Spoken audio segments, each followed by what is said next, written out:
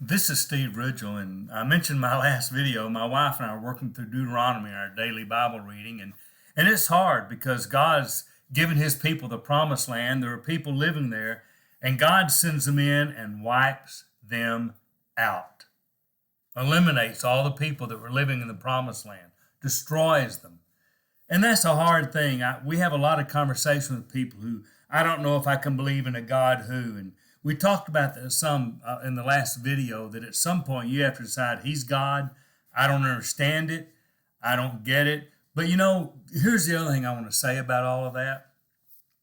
A little bit of part two, because there's a real lesson for us in it. Every once in a while, God kind of drops the reason he does stuff. And in that case, he says one of the reasons is, if you do not destroy the people, you will intermarry. They will teach you to worship their gods. What we forget about those people, we always say, how could God do that? They were not following God. They were following other gods. They were following false gods. And I'm going to tell you, if there's anything you need to know about our God, he is a jealous God. He don't want to share his allegiance. You don't say, hey, God's great, and so are all these other gods, and maybe just to be safe. No, God or no God. That's it. And so God very much says, I don't want you to be compromised with them. Here's the things that strikes me about. If we're going to live a life committed to God, if we're going to come to God, back to God through Jesus, and we're going to be Jesus followers, and we're going to serve God, there's a couple of things we ought to remember about that. One is what my friend Gary Rice, I've quoted him many times, one of the most impactful things he ever said. He came back to the Lord after a long time away, and he said, you know what, if I'm going to do this Jesus thing, I've got to get better friends.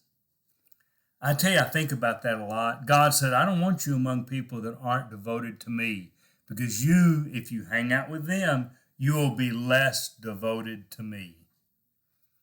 I want to follow Jesus, but I really want to hang around with the people that don't follow him.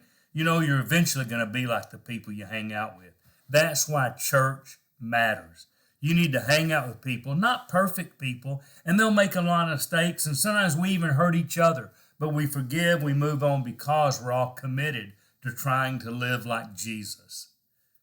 You need to be around people who want to live like Jesus. You need to be around people who they may make mistakes, but they will say, you really ought not to talk to her. You really ought not to hang out at that place. No, I know everybody else is doing that with their expense accounts. We need to not do that. Or repent when we do, or whatever. You need to be around people not saying, hey, it's not a big deal. Go ahead and go to church some, but hey, remember we've got a couple of big fishing days coming up on Sunday, and it won't hurt to miss a time or two. Or, hey, it's no big deal. Nobody's going to know. This is okay. Well, this makes you happier. You don't want to be around people not committed to Jesus if you are. And I think that's one of the things God was teaching his people.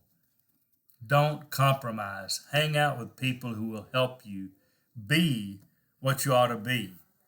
And number two, always remember, there's always a choice to be made. Rahab's probably the most glaring example in all of that. They're wiping out everybody, but they didn't wipe out Rahab because she believed in God. Choose your God. Now, I like Joshua's statement, it's for me and my house, we will serve the Lord. But you always have a choice. And if you choose to follow God, it makes a little sense sometimes to cut the people out of your life who are not going to help you find God and hang out with the people who are.